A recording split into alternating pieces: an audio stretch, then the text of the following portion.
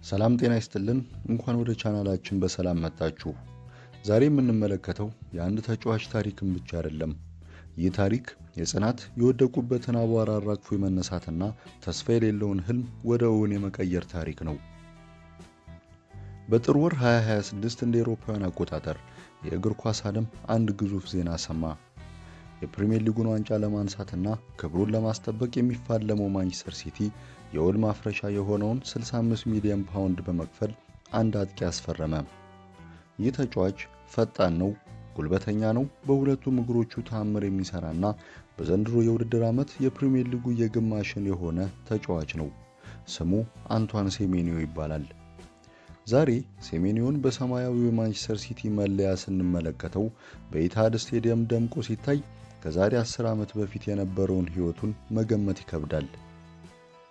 እስቲ ለአንድ አፍታ ወደ ኋላ እንመለስ።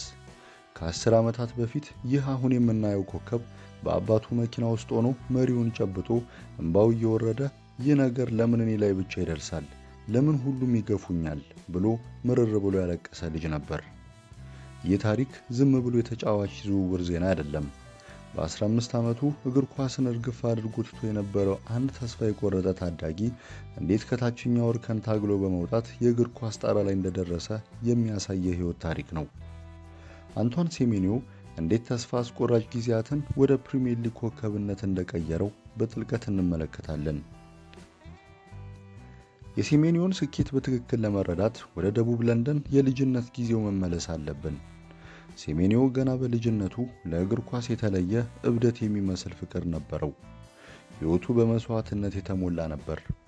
ከትምህርት ቤት እንደወጣ ቦርሳውን ወርውሮ በቀጥታ ወደ ልምምድ ይሮጥ ነበር። እንደ ኩዮቹ ከጓደኞቹ ጋር የሚጫወትበትን ጊዜ በመተው ሙሉ ትኩረቱን ፕሮፌሽናል ተጫዋች ለመሆን አድርጎ ነበር። ነገር ግን የእግር ኳሱ ኢንዱስትሪ ለብዙዎች ጨካኝ ነው። ልፋቱ አልተቆጠረለትም። በብዙ ክለቦች የሙከራ ጊዜ አሳለፈ። ወደ አርሰናል ሄደ፣ አልቀበልም አሉት። ቶትናም ጋር ሄደ፣ በቂ አይደለህም ተባለ። ፉላም እና ሚልዎልም በራቸውን ዘጉበት። ነገር ግን የመጨረሻው መራራ ጽዋ ክሪስታል ፓላስ ነበር። ፓላሶች በአካዳሚያቸው ቦታ እንደሌላቸው ሲነግሩት ህመሙ ከባድ ነበር። በወቅቱ የ15 ዓመት ታዳጊ የነበረው ሴሜኒዮ እዚህ ጋር አበቃሁ አለ። ለስካይ ስፖርት በሰጠው ልብ የሚነካ ቃለ ምልልስ ላይ እንዳለው የፈለግኩት እንደማንኛውም ተራ ሰው መኖር፣ ሰላሜን ማግኘት ብቻ ነበር ብሎ ነበር። እናም ወሰነ፣ እግር ኳስን አቆመ። ለአንድ ሙሉ ዓመት አንቷን ሴሜኒዮ ኳስን በእግሩ አልነካም።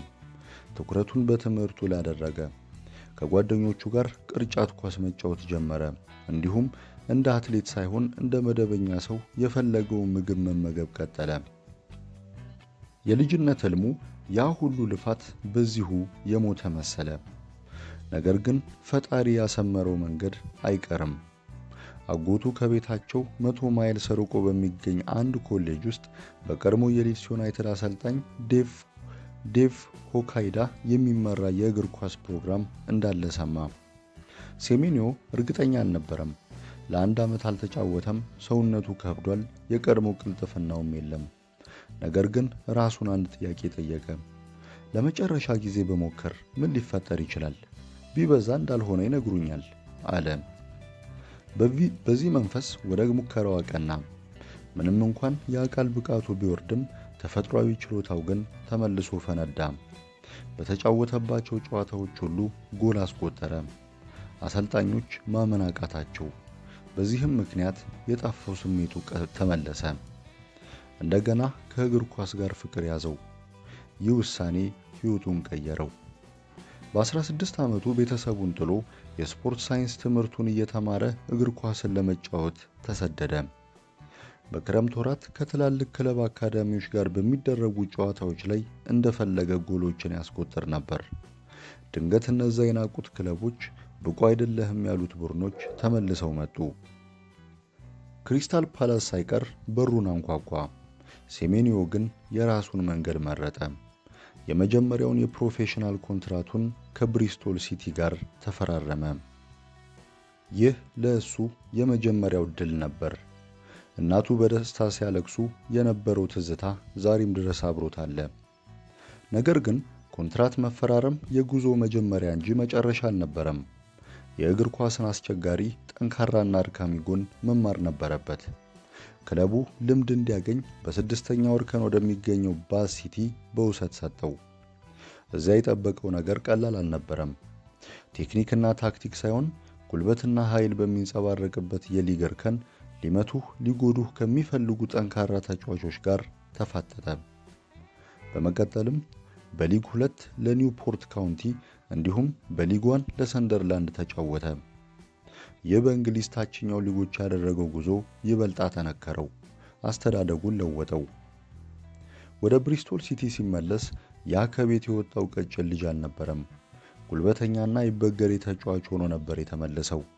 በቻምፒዮንሺፕ ለ2 ዓመታት ተኩል አስደናቂ ብቃትን በማሳየት የፕሪሚየር ሊግ ክለቦች አይናቸውን እንዲጥሉበት አስገደደ። በጥር 2023 ቦርንሞዝ 10 ሚሊዮን ፓውንድ በመክፈል ወደ ፕሪሚየር ሊጉ አመጣው። ብዙዎች ይህንን ትልቅ ደረጃ መቋቋም ይችል ይሆን ብለው በጥርጣሬ ጠይቀው ነበር። እሱ ግን መቋቋም ብቻ ሳይሆን ሊጉን ተቆጣጠረው። በቦርንሞዝ ቆይታው ሴሜንዮ ወደ አስፈሪ አጥቂነት ተቀየረ። በግራ በቀኝ እንዲሁም በመሃል ሜዳ ለመጫወት የሚመች ሲሆን በሁለቱም እግሮቹ አደገኛ ነው። ይህንን የሁለት እግር ክህሎት አባቱ ከ6 ዓመቱ ጀምሮ ነበር በቤት ውስጥ ያስተማሩት።